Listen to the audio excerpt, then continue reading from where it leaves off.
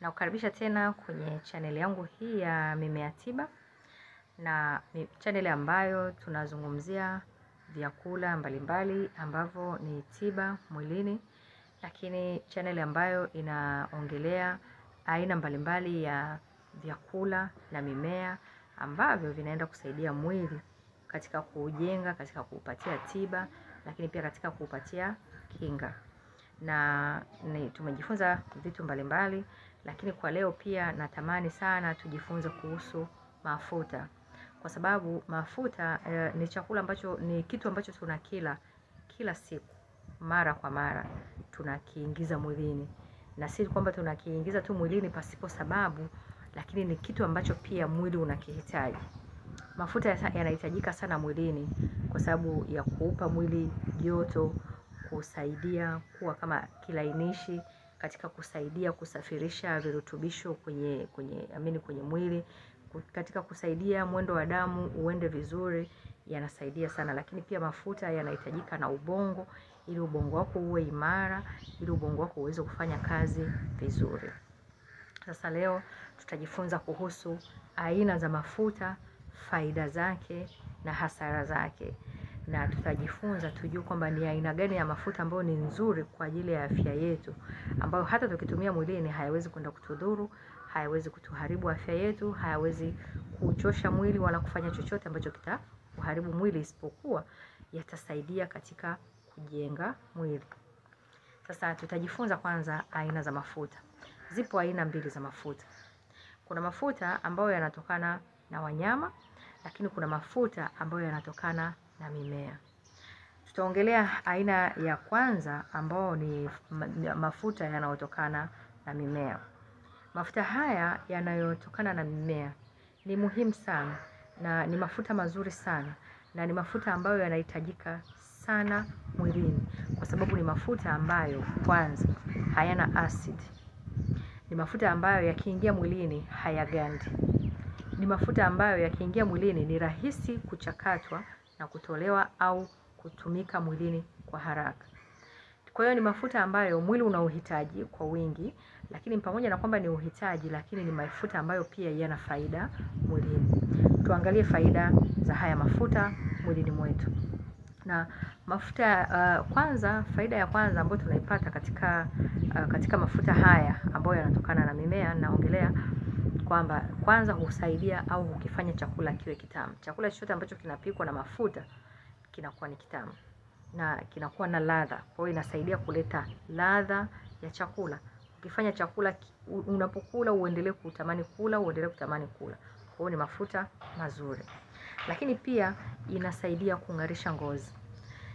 Tunapaka mafuta kwa nje kwa ajili ya kusaidia ngozi zetu ziwe vizuri, lakini kama tutakula vizuri mafuta yakaingia ndani mwilini katika ngozi, yatasaidia kuifanya hiyo ngozi iwe nzuri, iwe laini, iwe na mvuto, inayong'aa.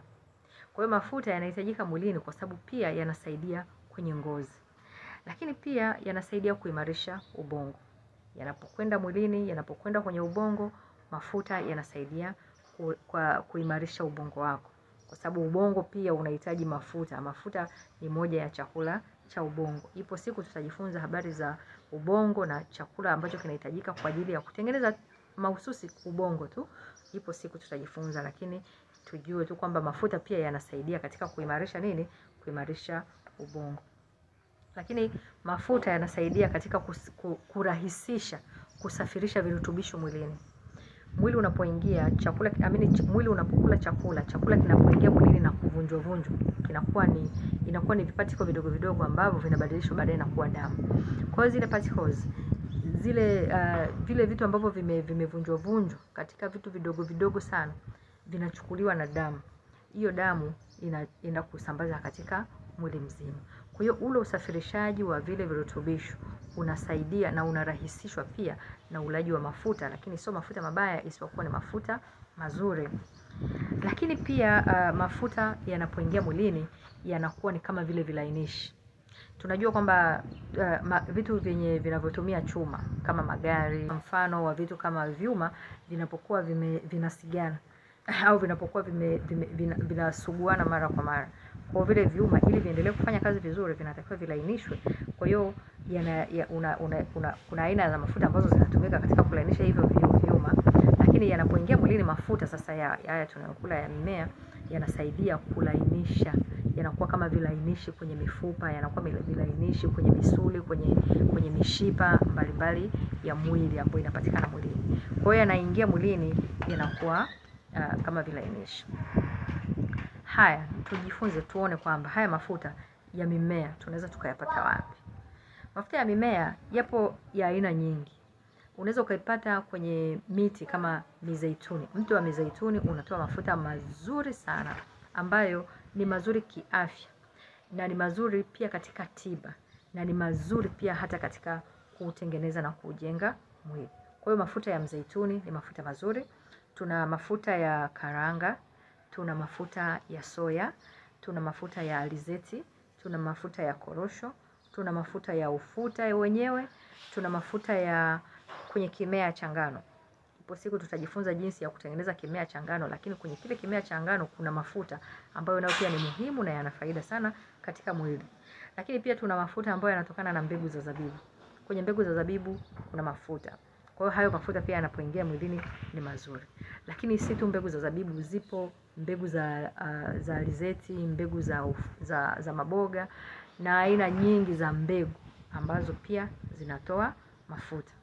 Lakini kuna matunda pia ambayo yana mafuta, ambayo pia tunapoyala hayo matunda, mafuta yake yanapoingia mwilini sio mabaya, ni mafuta mazuri ambayo yanaenda kusaidia mwili. Matunda kama parachichi ni tunda ambalo lina mafuta kwa wingi sana na ni mazuri na yanasaidia mwili. Haya mafuta niliyoyataja, aina za mimea hiyo ambayo yanatoa hayo mafuta, na mimea mingi tu nimetaja kwa uchache, lakini ipo mimea mingi ambayo inazalisha mafuta, na hayo mafuta ni mazuri na yanapoingia mwilini yanausaidia mwili, na yanasaidia kutengeneza ngozi, yanasaidia kutengeneza ubongo, yanasaidia na hayakai mwilini. Kama nilivyosema kwamba ni mafuta ambayo hayagandi. Kwa hiyo yakiingia mwilini yanaenda kufanya kazi ambayo mwili unauhitaji, na mara moja yanachakatwa na kama kuna yanaobaki ambayo ni makapi yanatoka nje, yale ambayo yanahitajika mwilini yanafyonzwa kwa urahisi mwilini na kwenda kusaidia mwili. Ni mafuta mazuri, lakini kitu kimoja nataka ni wapi angalizo kwamba tunapaswa kula mafuta, na actually tunahitajika kwa siku moja unatakiwa ule gramu 5 mpaka gramu 10. Tunapoongelea gramu 5 na 10 haizidi vijiko viwili vya chakula, vile vijiko vya mezani viwili. Ndio mafuta, kiwango cha mafuta ambayo tunapaswa kuingiza mwilini. Hatupaswi kula mafuta mengi kiasi kwamba unakunywa hata nusu lita ya mafuta, au watu wengine wanapopika vyakula unaweza kwa unatumia mafuta mazuri lakini ukashindwa jinsi ya kuyatumia.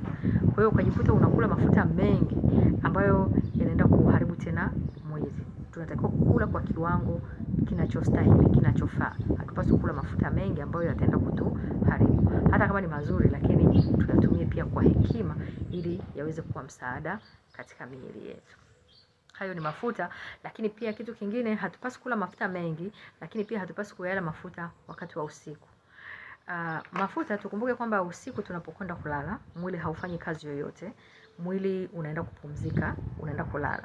Sasa unapokwenda kulala inamaanisha kwamba kama umekula chakula ambacho kina mafuta mengi, kile chakula mwili mwili unapoenda kupumzika, na yale mafuta nayo yanaendelea kubaki mwilini, yanatunzwa, kwa sababu mwili nao una store zake za kutunza vitu ambavyo havihitajiki, ambazo vimekuwa sio havihitajiki, ni vitu ambavyo vimezidi, vimepitiliza. Kwa mfano mafuta yana sehemu yanaweza yakatunzwa, kwa mfano kwenye mabega, kwenye magoti, kwenye tumbo, kwenye makalio, kwenye hips, ni sehemu ambazo zinaweza zikatunza mafuta.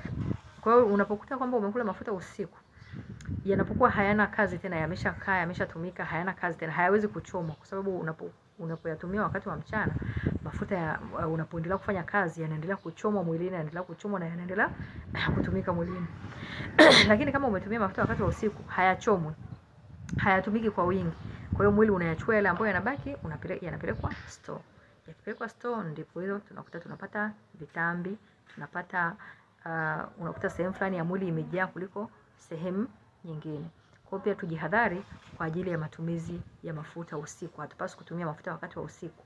Kama tunatumia mafuta kwa mlo wa jioni, at least isizidi saa 9 au saa 10. Hiyo ndio mwisho wa kutumia vyakula vyenye mafuta. Baada ya hapo tutumie vyakula ambavyo vina mafuta. Hekima inaweza ikatuongoza katika kuangalia vyakula tunaweza tukaviandaa usiku, kama tunakula muda umezidi, visiwe na mafuta.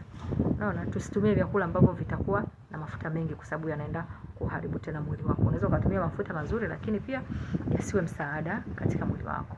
Kwa hiyo hayo ni mafuta ya mimea ambayo nimeeleza na kwa faida zake, japo ni kwa ufupi lakini ni mazuri na yanasaidia, na faida zake hizo nilizozieleza. Aina nyingine ya mafuta ni aina ya mafuta yanayotokana na wanyama. Tunajua wanyama ambao wanazalishwa kwa ajili ya kutengeneza mafuta, na yapo madukani tunayatumia katika vyakula na yanauzwa. Lakini tujue kabisa mafuta haya ya aina hii ni mabaya na pia yanaharibu afya. Kwa sababu mafuta ya wanyama yana kawaida ya kuwa na asidi sana, ambayo hiyo asidi yake sio nzuri, si tu uzuri, lakini pia yanapoingia mwilini, mafuta ya wanyama yana kawaida ya kuganda. Kama unataka kujua kama unanunua mafuta ambayo ni aina ya wanyama, ukiyaweka sehemu yenye baridi, mafuta hayo yataganda. Na utakapoyaweka sehemu ambayo labda pengine pana joto, hayo mafuta yatafanyaje? Yatayeyuka.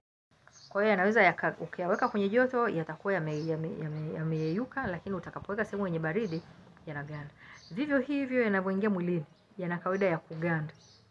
Yanaganda kwenye mishipa ya damu, yanaganda kwenye misuli, yanaganda kwenye mifupa. Na mara nyingi tunapotumia haya mafuta yanayotokana na wanyama, na yanapoingia mwilini yanapoganda, yanasababisha kuwa cholesterol inajaa kwenye damu. Kwa sababu yanapofyonzwa yanaingia mwilini, yanajaza cholesterol kwenye damu. Na ni cholesterol mbaya. Cholesterol kwa Kiswahili tunaweza tukasema ni lehemu, lakini ninajua watu wengi wanajua ile neno la cholesterol. Kwa hiyo ndio maana unakuta katika zama hizi unakuta watu wengi wanaenda hospitali, wanapima, wanaambiwa wana cholesterol kwenye damu. Na hii cholesterol kwenye damu ni hatari. Tusione kwamba ni kitu cha kawaida au ni kitu ambacho kila mtu anaona kwamba ni ugonjwa tu wa kawaida. Sio ugonjwa wa kawaida, kwa sababu ni hatari ambao una uwezo wa kusababishia mpaka kifo. Kwa hiyo haya mafuta yanapoingia mwilini yana kawaida ya kuganda, lakini pia yana kawaida ya kuchosha sana mwili. Unakuta mtu anakuwa na unene uliopitiliza, anakuwa ni mnene kupitiliza, na si tu unene wa kupitiliza, lakini wakati mwingine unakuta amejaa sehemu fulani ya mwili imejaa. Unakuta watu wengi wana vitambi. Mtu anaweza kahisi kwamba kitambi ni kitu kizuri, lakini kitambi ni ugonjwa. Na siku hizi kuna wanawake wenye vitambi, kuna wanaume wenye vitambi. Unaona? Kwa hiyo yanapoingia mwilini yanasababisha mwili unakuwa hauna uwiano mzuri katika ukuaji wake. Unaweza kukuta sehemu fulani imejaa, sehemu fulani imepungua. Unaona? Kwa hiyo haya mafuta yanapoingia mwilini yanaenda kuharibu mwili kwa sababu yana asidi, lakini pia yana hiyo cholesterol mbaya ambayo nimekuwa nikukueleza hapo, na inasababisha cholesterol kwenye damu. Na tukiangalia haya mafuta yanayotokana na wanyama, tunapopata hiyo cholesterol, mwili unapokuwa na cholesterol, inaweza kusababisha hatari. Kwa sababu gani? Inaweza ikasababisha kuziba kwa mishipa ambayo inapeleka damu, kwa sababu inakuwa yameganda kwenye ile mishipa ya damu. Kwa hiyo damu inakuwa, mzunguko wake wa damu haiendi vizuri. Kwa hiyo inaweza kusababisha mishipa ya damu kuziba, na ikisha ziba damu mwendo wa damu unakuwa hauendi vizuri. Lakini pia unaweza kusababisha magonjwa ambayo yanasababishwa na mishipa ya moyo. Na magonjwa hayo unaweza kupata labda shinikizo la damu la kupanda mara nyingi, kwa sababu damu inatakiwa iende kwa sababu inashindwa kupita. Kwa hiyo inapopita kwenye mishipa ya damu inaenda kwa kasi ya ajabu. Inapoenda kwa kasi inaweza kusababisha ukapata shinikizo la damu la kupanda. Lakini unaweza kupata maumivu kwenye kifua, unaweza ukapata kansa kwenye uterus, lakini pia unaweza ukapata magonjwa ya mapafu. Kwa hiyo cholesterol inapokuwa imezidi mwilini inaweza kusababishia hayo magonjwa, na hayo magonjwa ambayo nimeyataja ni magonjwa ya hatari kabisa. Kwa mfano umepata kansa ya uterus, ni hatari na inaweza ikakusababishia kifo. Kupata shinikizo la damu, mtu anaweza akapata kifo cha ghafla. Kupata labda maumivu ya kwenye mapafu, mishipa ya moyo imeziba, damu inashindwa kwenda vizuri. Unakuta mwingine anaenda hospitali hata kupumua anashindwa, lakini ni kwa sababu gani? Ana cholesterol mwilini. Na hiyo cholesterol kama nilivyosema inasababishwa, cholesterol mbaya inasababishwa na mafuta ya wanyama yanayotokana na wanyama. Na pia haya mafuta ambayo yanatokana na wanyama unaweza ukapata pia kwenye maziwa, hata utumiaji wa maziwa, kwa sababu maziwa ukiyachemsha utaona juu yana mafuta. Yale mafuta ambayo yanapatikana kwenye mafuta ni mabaya na sio mazuri, na yanasababisha cholesterol mwilini, ambayo hiyo cholesterol itakapoingia kwenye damu itakusababishia shida na matatizo na magonjwa. Sasa tuangalie ni jinsi gani tunaweza kupunguza cholesterol kwenye damu. Kwanza, kitu cha kwanza unachotakiwa kufanya ni kuacha kutumia vyakula ambavyo vinasababisha hiyo cholesterol mbaya. Ina maana kama ulikuwa unatumia vyakula ambavyo unatumia mafuta ambayo yanaingiza cholesterol mbaya mwilini, inamaanisha mafuta ambayo yanatokana na wanyama, kwanza unatakiwa kuacha kutumia hayo mafuta, halafu kuanza kutumia mafuta mazuri ambayo yatakusaidia kuondoa hiyo cholesterol. Kwa mfano, mafuta ya alizeti ni mazuri sana ambayo yanasaidia kuondoa cholesterol mwilini. Mafuta ya karanga, mafuta ya mzeituni nimesema ni mazuri ambayo yanasaidia kuondoa cholesterol mwilini, na mafuta ya karanga pia yanasaidia, ni mafuta mazuri ambayo pia yanasaidia kuondoa ile cholesterol mbaya. Hayataondoka kwa siku moja, lakini kadri unapoendelea kutumia haya mafuta kila siku mara kwa mara, ile cholesterol mbaya itaondoka na hatimaye mwili wako utakuwa umekuwa na cholesterol, utakuwa umepata mafuta mazuri ambayo yatasaidia kuujenga na kutengeneza mwili wako. Lakini pia kama unataka kuondoa cholesterol mwilini kwenye damu, kitu cha kwanza unachotakiwa kufanya, kwanza hakikisha unatenga siku moja katika juma ambapo utafunga kula chakula, lakini utakunywa maji. Hiyo siku utakunywa maji tu peke yake. Hayo maji yatakusaidia wakati nyongo inapomwagwa, maana tukumbuke kwamba ule chakula usile chakula, nyongo itamwagwa kwenye mwili. Kwa hiyo ile nyongo inapomwagwa, maji yale yatasaidia kuondoa na kufyonza yale mafuta, kwa sababu mwili mara nyingi una kawaida ya kama nilivyosema kwamba una store mahali, unapokuwa na vitu ambavyo vimezidi unaenda unatunza mahali. Kwa hiyo wakati kitu kinahitajika na hakijaingia mwilini, mwili una kawaida unachukua vile ambavyo vimetunza vinatumika. Kwa hiyo kama ni siku umefunga, wakati nyongo imemwagwa, inapokosa kitu cha kuyeyusha, mwili wenyewe utaenda kutafuta kwenye store zake ni kitu gani kimetunzwa. Kwa hiyo utaenda kwenye zile store ambazo umetunza mafuta, yale mafuta yatayeyushwa na kuchomwa. Kwa hiyo yatakapochomwa yatazungushwa, na wakati unakunywa maji yatafagiliwa, yatatoka nje. Kwa kufunga itasaidia kutoa hayo mafuta mabaya. Kwa hiyo tenga siku moja unakunywa maji tu, usile kitu chochote, na itasaidia. Lakini pia jitahidi sana wakati wa kuamka asubuhi pale unapoamka asubuhi, cha kwanza kabla hujala kitu chochote, kunywa maji ya limao ya uvuguvugu. Hayo maji pia yanasaidia kufyonza mafuta mabaya na kuyakamua na kuyatoa nje. Si kwa mara moja, lakini kadri utakapoendelea kuyatumia, hayo maji yatasaidia kutoa hiyo cholesterol mbaya, kukamua mafuta mabaya mwilini na kufanyaje, na kuyafagilia nje. Kitu kingine unachotakiwa kufanya ni kuhakikisha kwamba unatenga siku moja katika juma kula vyakula ambavyo unahisi sio vitamu, vyakula vyenye uchungu. Mfano, unaweza ukachemsha nyanya chungu tu peke yake na mabilinganya. Kuna vyakula ambavyo kiukweli ukivila mdomoni unaonekana kama vile havina taste, lakini ni vyakula vizuri vinavyoleta afya na vinavyosaidia mwili.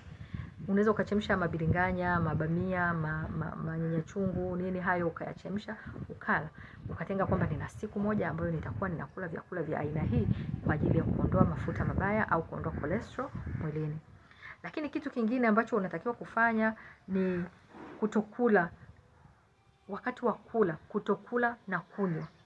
Watu wengi wamezoea kwamba wanapokula chakula ameandaa chakula chake hapo, lakini kuna glasi ya maji au kuna jagi la maji liko pembeni. Kama sio maji ni juice, kama sio juice ni chai, kama sio chai ni kimiminika cha aina yoyote ile, kahawa, vyovyote vile ambavyo ni vimiminika. Hatupaswi kula na kunywa.